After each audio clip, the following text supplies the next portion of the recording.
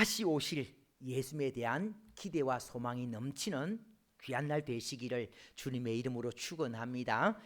자, 아시는 것처럼 오늘 대림절 세 번째 주일입니다. 대림절 어떤 날인지 어떤 절기인지 아시죠? 예수님의 생신잔치 준비하면서 다시 오실 예수님을 기다리는 기간이 대림절인데, 다시 오실 예수님을 기다리면서 오실 예수님이 어떤 분이신가, 오신 예수님이 어떤 분이신가를 통해서 다시 오실 예수님이 어떤 분인가에 대해서 잘 아시지만 다시 한 번 더 확인하는 시간 갖겠습니다. 조금 전에 부른 찬송 122장 3절 가사에 보면은 이 세상에 주께서 탄생할 때에 참 신과 참 사람이 되시려고 저 동정녀 몸에서 나시었으니 그렇습니다. 저 동정녀 몸에서 나시었으니, 동정녀의 몸을 통해서 이 땅에 한 인간으로 오셨다는 것은 굉장히 중요합니다. 그래서 우리 기독교가 오랫동안 지켜온, 우리 오랫동안 그렇게 고백해온 핵심 교리인 거죠. 이것을 부인하면 이단이 되는 겁니다. 예수님께서는 동정녀의 몸을 통해서, 처녀의 몸을 통해서 이 땅에 분명히 태어나셨다. 한 인간의, 우리가 똑같은 한 인간의 모습으로 태어나셨다는 겁니다. 사도신경에서도 그렇게 고백하죠. 그는 성령으로 잉태되어 동정녀 마리아에게서 나시고 동정녀에게서 태어나셨다는 것을 분명히 고백하고 있습니다. 이 찬송가를 통해서, 사도신경을 통해서 강조하는 것이 무엇인가 하면 예수님의 실존성, 예수님은 실제로 태어나셔서 존재하신 분이었다는 거죠. 가상의 인물이 아닌 겁니다. 이단들은 가상의 인물로 생각을 합니다. 그렇게 말하는 이단들도 있습니다만은 예수님은 가상의 인물이 아니고 실제로 이 땅에 태어나셔서 존재하셨던 분이십니다. 성경에 보면은 구체적으로 기록을 하고 있지 않습니까? 예수님께서 언제 태어나셨는지, 그리고 또 어떻게 태어나셨는지, 무엇을 하셨는지, 또 어떻게 죽으셨는지 분명히 그렇게 기록을 하고 있습니다. 만약 예수님께서 가상의 인물이라면은, 신화적인 존재라면은 얼마든지 더 아름답게 묘사할 수도 있을 겁니다. 근데 성경에서는 그렇게 하지 않는 거죠. 예수님을 아름답게 그렇게 과장하지 않습니다. 더하지도 않고 빼지도 않고 있는 그대로 예수님께서 어떻게 태어나셔서 뭘 하시다가 어떻게 돌아가셨는지에 대해서 분명히 기록을 하고 있는 거죠. 자, 그렇게 이 땅에 오신 예수님, 동정의 몸을 통해서 한 인간의 모습으로 이 땅에 오신 예수님, 그 예수님께서는 조금 이따가 부를 찬송 108장 1절에 보면은 거린 주 예수 눌 자리 없어 그 귀하신 몸이 구유에 있네 그렇습니다. 태어나신 예수님께서 태어나실 곳도 없어서 외양간에서, 누일 곳도 없어서 구유에 누워지게 되었다는 겁니다. 여기에 대해서 조금 더 자세히 살펴보면요, 누가복음 2장 1절 말씀 읽겠습니다. 누가복음 2장 1절입니다. 같이 읽습니다. 시작. 그때에 가이사 아구스도가 영을 내려 천하로 다 호적하라 하였으니. 아멘. 그때에 가이사 아구스도가, 가이사는요 로마 황제를 가리키는 칭호입니다. 애굽의 황제를 가리켜서 바로 그러지 않습니까? 로마의 황제를 가리켜서 가이사 그러거든요. 그러니까 아우구스투스. 주전 27년에서 주 14년 동안, 14년까지 로마 제국을 다스린 로마 황제입니다. 이 로마 황제 때에 예수님께서 태어나셨다는 거죠. 이 가이사 아구스도가 로마 황제로 로마 제국을 다스릴 그때에 이 가이사 아구스도 황제가 어떤 명령을 내렸는가 하면은 로마 제국에 있는 모든 사람들에게 호적하라고 명령을 내렸습니다. 역사학자에 의하면은 당시 로마 제국은 14년마다 호적을 하도록 하는데, 근데 이 가이사 아구스도 황제는 10년 만에 갑자기 호적을 하는 그런 명령을 내렸다는 거죠. 네. 그래서 왜 가이사 아구스도 황제가 호적하라고 명령을 내렸는가 하면은 이제 하나님의 계획 가운데 있는 거죠. 하나님께서 놀라운 섭리 가운데 이 아구스도에게 호적을 하게 명령을 내렸기 때문에 이제 그런 모든 상황들을 하나님께서 주관하시는 거죠. 우리의 인간의 생사 화복을 우리 인간뿐만 아니라 우리 모든 이 지구상에 돌아가는 모든 것들을 하나님 모든 계획 가운데서 운행하신다는 것 꼭 기억하시고요. 때문에 로마 황제의 모든 삶도 모든 계획도 하나님의 그런 뜻 가운데 계획 가운데 진행이 되는 거죠. 어쨌든 그래서 황제가 명령을 내렸으니까 호적을 해야 되는 겁니다. 누가복음 2장 3절 보면은 모든 사람이 호적하러 각각 고향으로 돌아가매 호적을 하기 위해서는 고향으로 돌아가야 되니까 이제 당시 요셉과 약혼녀 마리아도 호적하기 위해서 갔습니다. 누가복음 2장 4절 5절 말씀 보겠습니다. 우리 같이 읽습니다. 시작. 요셉도 다윗의 집 족속이므로 갈릴리 나사렛 동네에서 유대를 향하여 베들레헴이라는 다윗의 동네로 그 약혼한 마리아와 함께 호적하러 올라가니 마리아가 이미 잉태하였더라. 아멘. 요셉과 마리아, 요셉은 다윗의 자손이기 때문에 사실은 이제 베들레헴에 살아야 되는데 베들레헴에 살아야 될 요셉이 어떤 이유로 갈릴리 나사렛에 가서 살고 있었는지는 모르지만 어쨌든 갈릴리 나사렛에서 살고 있다가 호적하라는 명령이 내려졌기 때문에 호적하기 위해서 이제 본적지로 가야 되는 겁니다. 그래서 갈릴리 나사렛에서 약혼녀 마리아를 데리고 베들레헴으로 다윗의 자손들이 거하는 베들레헴으로 가게 되는 거죠. 그때 이미 잉태하였더라 그랬습니다. 만삭의 몸이었다는 겁니다. 자, 갈릴리 나사렛에서 베들레헴까지 거리가 몇 킬로냐면은 약 150km. 인터넷으로 검색해 보니까 약 150에서 170km 그렇게 나와 있습니다. 150에서 170km. 진동에서 어디까지인가 하면은 한 대전 정도 됩니다. 대전 정도. 자동차로 운전을 하면서 가면은 한 2시간 반 정도면 갈 수 있는 거리지만 당시는 걸어서 또는 나귀 타고 가니까 빨리 갈 수가 없고 천천히 가게 되는 거죠. 제한된 기간 안에 또 제한된 도로를 따라서 각 고향으로 가는 민족 대이동이 시작이 되는 겁니다. 우리도 설 추석 때에 민족 대이동들 경험을 했지 않습니까? 차가 이제 도로가 굉장히 복잡하지 않습니까? 당시에도 복잡한 거죠.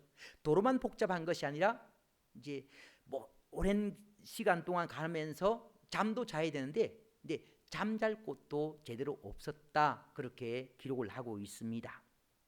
네, 마리아가 만삭의 몸이니까 일반인들보다 걸음걸이가 늦을 수밖에 없고요. 다른 사람들보다 늦게 도착할 수밖에 없었습니다. 네.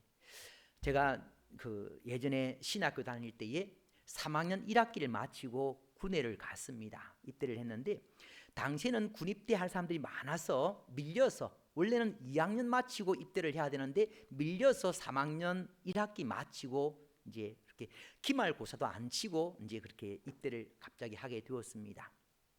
근데 당시는 이제 입대할 사람들이 많기 때문에 조금 30개월 근무를 해야 되지만 조금 단축을 해주는 경우도 있었습니다. 거기다가 또 문교부 혜택도 있거든요. 1년 교련 수업을 받으면은 45일 이제 이 군복무 기간이 단축이 됩니다. 저도 이제 국에 해당이 되어서 국방부 혜택도 받고 문교부 혜택도 받고 해서 이제 군복무 기간이 조금 짧아졌습니다. 보통 이제 30개월 할 때는 일반적으로 3년을 무조건 군복무로 인한 휴학을 해야 되거든요. 근데 제가 마지막에 제대를 언제 하는가 하면은 10월 초에 제대를 하게 되는 겁니다. 근데 보통 이제 9월 초, 8월 말에 과목마다 이렇게 이제 개학이 시작이 되는데, 계산을 해보니까 한 달 때문에 1년을 쉬어야 될 그런 상황이 벌어지는 거죠. 그래서 3학년 1학기 마치고 입대했고 2학기 복학을 하면 되는데 10월 초에 제대하다 보니까 한 달 때문에 1년을 이제 쉬어야 될 그런 상황이 벌어지니까 미리 이제 제가 부대에다 이 사실들을 이제 알렸습니다. 어떻게 좀 안 되겠냐고. 그랬더니 하나님 뵙기 참 좋은 거죠. 하나님께서 은혜 베풀어 주셔서 군복을 입고 일반 사병임에도 불구하고 군복 입고 학교를 다닐 수가 있었습니다. 그래서 남들은 3년을 휴학하는데 저는 2년만 그렇게 휴학을 하게 된 거죠. 군복 입고 마지막 한 달 동안을 학교를 다녔습니다. 학교 부대 이렇게 다녔는데 그때는 문제가 없었는데 제대하고 난 다음에 본격적으로 학교 다닐 때 문제가 된 거죠. 제대하고 이제 방을 구하는데 기숙사도 이미 없고 자취방도 이미 다른 학생들이 자서 방이 없는 겁니다. 있을 곳이 없게 되는 거죠. 같은 이제 동기들하고 같이 지낼 수도 있지만 제 동기들은 당시 군복무 중입니다. 제가 1년 먼저 제대를 했기 때문에. 그러니까 같이 있을 곳도 없고 같이 있을 사람도 없고 방도 없고, 그래서 고민하다가 마침 이제 그 수소문 끝에 학교에 옛날 그 정문이었던 곳, 지금 그 당시는 이제 후문이 되었고 거기에 수의실이 하나 있었습니다. 그 학교에서 사용하지 않는 수의실, 그 수의실에서 이제 한 학기를 보내게 되는데 그 수의실이란 곳이 유리로 다 되어 있지 않습니까? 그러니까 굉장히 추운 거죠. 추워도 경기도에서 이제 추운 2학기를 이렇게 보내게 되니까 많이 춥지만 그래도 방이 없으니까 하는 수 없이 그곳에 지낼 수밖에 없었습니다. 이제 요셉과 마리아 역시 마찬가지인 거죠. 만삭의 몸이지만 이미 방이 없으니까 있을 곳이 없는 거죠.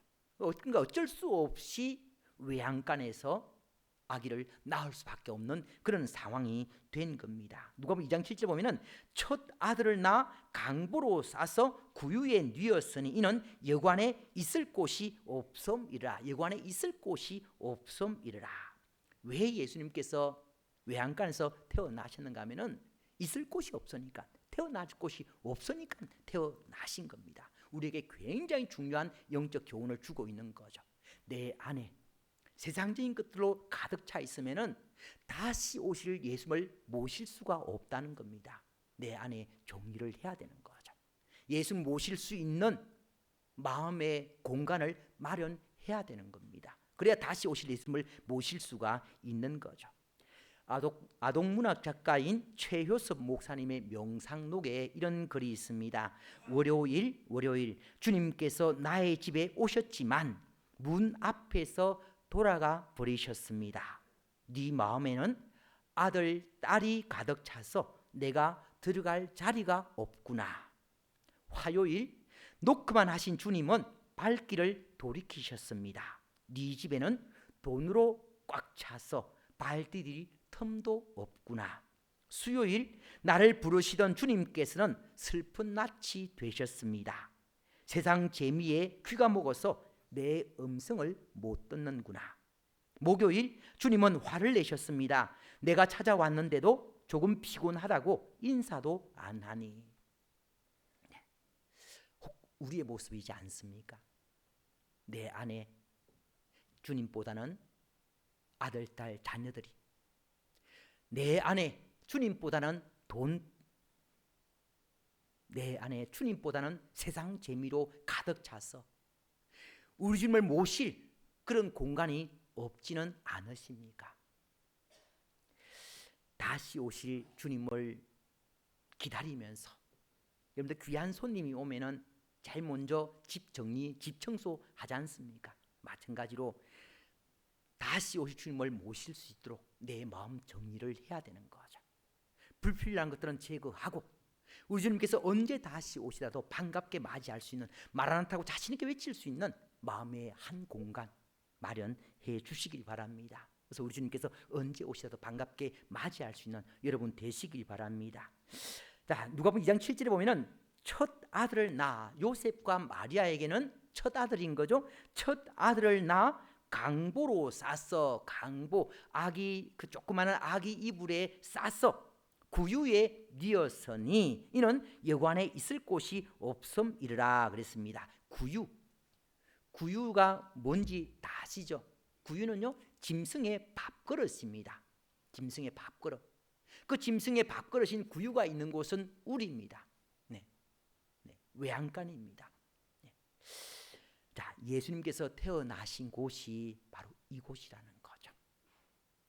우리는 이제 흔히 오랫동안 들어서 다른 분들이 그렇게 하니까 자기도 이제 그렇게 표현하는 거죠. 예수님께서 마국간에서 태어나셨다라고 하는데 마국간은 아니고요. 마국간 아니고 성경에 어디 곳에도 예수님께서 마국간에 태어났다고 기록되어 있지는 않습니다. 마국간은 아니고, 네.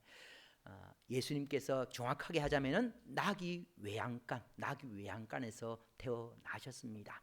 이스라엘은요, 이스라엘 문화에서 말은 왕궁에나 있고 군사적인 목적이 사용되기 때문에 일반 민간에는 말이 없습니다. 말이 없고 말 대신에 나귀를 이용하는 거죠. 이제 이 여관에도 나귀가 있고 나귀 외양간이 있고 그곳에서 태어나시게 되는 거죠. 그리고 예수님께서는 평화의 왕으로 오셨기 때문에 말은 전쟁을 상징합니다. 전쟁을 상징하는 마국간에 예수님께서 오실 수가 없는 거죠. 예수님께서는 순종을 상징하는 나귀와 그 다음에 우리 같이 해서 순종을 상징하는데 이 순종을 상징하는 그곳에 평화의 왕으로 오시게 된 거죠. 그래서 예수님께서 그렇게 외양간에 태어나셨는데 이 외양간이라는 곳이 깨끗하지 않지 않습니까? 아무리 청소를 해도 근데 외양간을 물 청소하고 걸레질을 하고 이러지는 않지 않습니까? 그저 그냥 집들 깔고 뭐 이 정도죠. 어쨌든 외양간은 짐승들이 가려서 배설 하는 것 아니고요. 똥 오줌들 곳곳에 있고 온갖 세균들이 덕실거리는 곳. 짐승이나 태어난 곳이지 사람이 태어나는 곳은 아니거든요. 근데 예수님께서는 그곳에서 태어나셨습니다. 자, 그렇게 태어나신 예수님은 어떤 분이신가 하면 누가복음 2장 11절에 그랬습니다. 오늘 다윗의 동네에 너희를 위하여 구주가 나셨으니 구주 만왕의 왕이신 우리 모두의 구세주이신 예수님께서 외양간에서 태어나셔서 구유에 뉘셨다는 거죠. 자, 그렇다면 생각해 봐야 될 것이 왜 만왕의 왕이신 예수님께서 외양간에서 태어나셔서 구유에 뉘셨을까 하는 겁니다. 생각을 해 봐야 되는 거죠. 또 하나, 그렇게 태어나셔서 구유에 뉘신 것이 누가복음 2장 12절입니다. 누가복음 2장 12절 말씀 같이 읽습니다. 시작. 너희가 가서 강보에 쌓여 구유에 뉘어 있는 아기를 보리니 이것이 너희에게 표적이니라 하더니. 자, 예수님께서 태어나셔서 구유에 뉘어 있는 것이 표적이라는 거죠. 표적. 메시아의 표적이라는 겁니다. 히브리어로 오트, 정표. 그렇게 구유에 뉘어 있는 것이 메시아로서 정표라는 거죠. 이해하기가 쉽지 않은 말씀인 겁니다. 그렇게 만왕의 왕이신 예수님께서 온 인류의 구세주가 되시는 예수님께서 우리의 주인 되시는 예수님께서 이 땅에 오셔서 태어나실 곳이 없어서 외양간에 태어나시고 또 누일 곳이 없어서 구유에 뉘어 있는데 그것이 메시아의 정표다라고 말씀하고 있는 거죠. 하나님이 실수하셨겠습니까? 아니라는 거죠. 우리 찬양 가운데 하나님은 실수하지 않으신다는 찬양이지 않습니까? 내가 걷는 이 길이 혹 굽어도는 수가 있어도 내 심장이 울렁이고 가슴 아파도 내 마음속으로 여전히 기뻐하는 까닭은 하나님은 실수하지 않으신다네. 우리 하나님은 실수하지 않으신 분이시거든요. 그러니까 하나님의 실수로 예수님께서 외양간에 태어나시고 구유에 누이신 것이 아니라는 겁니다. 하나님의 계획이 있었다는 거죠. 하나님의 뜻이 있어서 그 뜻 가운데 구유에 누여지게 되었다는 겁니다. 그럼 그 뜻이 무엇인가 하는 거죠. 구유의 용도를 통해서 예수님께서 구유에 누이신 이유를 알 수가 있습니다. 근데 구유의 용도가 무엇입니까? 구유의 용도는 짐승의 밥그릇이지 않습니까? 짐승의 죽그릇. 네. 자, 그러니까 죄로 말미암아 짐승같이 된 사람들에게, 죄로 말미암아 짐승같이 된 사람들을 살리기 위해서 밥으로 오셨다는 거죠. 자, 요한복음 6장 48절 보면은 내가 곧 생명의 떡이니 그랬습니다. 요한복음 6장 51절에 보면은 나는 하늘에서 내려온 살아있는 떡이니 사람이 이 떡을 먹으면 영생하리라. 내가 줄 떡은 곧 세상의 생명을 위한 내 살이니라 하시니라. 예수님께서 살리시기 위해서, 밥을 먹이시기 위해서 그렇게 외양간 태어나시고 구유에 누이셨다는 겁니다. 자, 생각을 해보면요, 물론 이제 내가 곧 생명의 떡이니 이제 원래는 이스라엘 백성들의 주식은 빵입니다. 빵을 번역하면서 떡으로 번역했는데 사실 조금 아쉬움이 있는 거죠. 떡으로 번역하기보다는 오히려 밥으로 번역하는 것이 더 맞을 것 같습니다. 우리의 주식은 밥이니까요. 밥과 떡의 용도는 다르지 않습니까? 떡은 간식이고 밥은 주식입니다. 네, 그래서 남녀노소 빈부귀천 할 것 없이 반드시 밥을 먹어야 살지 않습니까? 네. 권력 가졌다고 밥 안 먹어도 살 수 있는 것 아니고요. 돈 많다고 밥 안 먹어도 살 수 있는 것 아닙니다. 네. 남녀노소 빈부귀천 가릴 것 없이 밥을 먹어야 살 수가 있거든요. 우리 예수님께서 살게 하기 위해서 온 인류의 밥으로 오셨다는 겁니다. 믿음을 가지고 예수를 믿고 예수를 먹으면은, 예수님의 살과 예수님의 피를 먹으면은 살지만은 믿지 않고 먹지 않으면은 살지 못하게 되는 거죠. 예수님께서 밥으로 내어 주셨습니다. 밥으로 내어 주셨기 때문에 그 예수를 믿고 예수님의 살과 예수님의 피를 마셔서 살아야 되는 거죠. 그렇게 살게 하기 위해서 생명의 밥으로 오셨다는 걸 보여주시기 위해서 구유에 누이시다는 것 기억하시고요. 자, 세상의 그 어떤 종교의 신도 자기를 밥으로 내어주는 사람은 없습니다. 우리가 운동 경기를 할 때 저 사람은 내 밥이다 라고 하는 말은 하지만 나는 저 사람의 밥이다 라고 얘기를 하지 않습니다.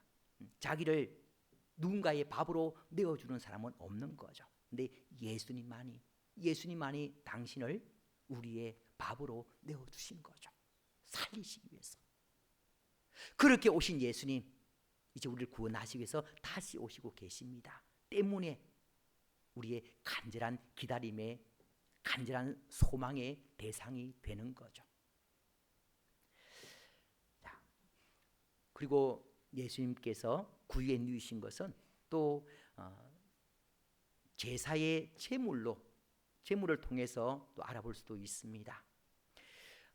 요한복음 1장 29절 보면은 이튿날 요한이 예수께서 자기에게 오심을 보고 이르되 보라 세상 죄를 지고 가는 하나님의 어린 양이로다 그랬습니다. 세례 요한이 제자들과 함께 있다가 예수님을 보고는 보라 세상 죄를 지고 가는 하나님의 어린 양이다. 예수님은 온 인류를 구원할 제물이다 라고 얘기를 한 겁니다. 에베소서 5장 2절에 보면은 그는 우리를 위하여 자신을 버리사 향기로운 제물과 희생 제물로 하나님께 드리셨느니라. 향기로운 제물과 희생 제물로 오셨기 때문에 그것을 보여주시기 위해서 구유에 누이셨다는 겁니다. 또 하나요. 그렇게 예수님께서 구유에 누이심으로 말미암아 구유의 가치를 통해서, 가치의 변화를 통해서 예수님께서 구유에 누이신 의미를 알 수도 있습니다. 예수님께서 구유에 누이시기 전에 그 구유는 짐승의 밥그릇입니다. 사람들이 눈여겨볼 곳이 아닌 거죠. 제가 구미 있을 때에 교회 옆에 한정식 집사님, 한정식 하는 그 집사님이 있었는데 그 식당에는 구유가 이렇게 장식품으로 그렇게 되어 있었습니다. 여러분들은 아마 구유를 많이 보셨을 거고 또 구유의 용도도 잘 아실 거고, 저도 어릴 때에 소를 키웠기 때문에, 집에 소를 키웠기 때문에 구유를 많이 봤고 구유를 어떻게 사용하는지 알고 있습니다. 소죽을 끓여서 그 구유에 집어넣고 구유에 넣고 또는 이제 채소를 다듬다가 남은 것들 그 구유에 넣어서 짐승이 먹도록 그렇게 하는 곳이지 않습니까? 아무리 깨끗이 해도 깨끗한 곳도 안 깨끗해지지도 않는 곳이 구유입니다. 네. 근데 그곳에 예수님께서 누우시게 된 거죠. 그곳에 예수님께서 누우시게 되니까 어떤 변화가 일어났습니까? 네. 그렇게 지저분했던 구유가 조금 전에 말씀드린 것처럼 그 집사님은, 한역식 하는 집사님은 장식품으로 사용을 하고 있는 거죠. 만약 제가 예수를 안 믿었다면은, 이 내용을 모른다면은 구유를 보면은 제일 먼저 뭘 생각하겠습니까? 어릴 때 봤던 소 생각하겠죠? 어릴 때 봤던 염소 생각할 겁니다.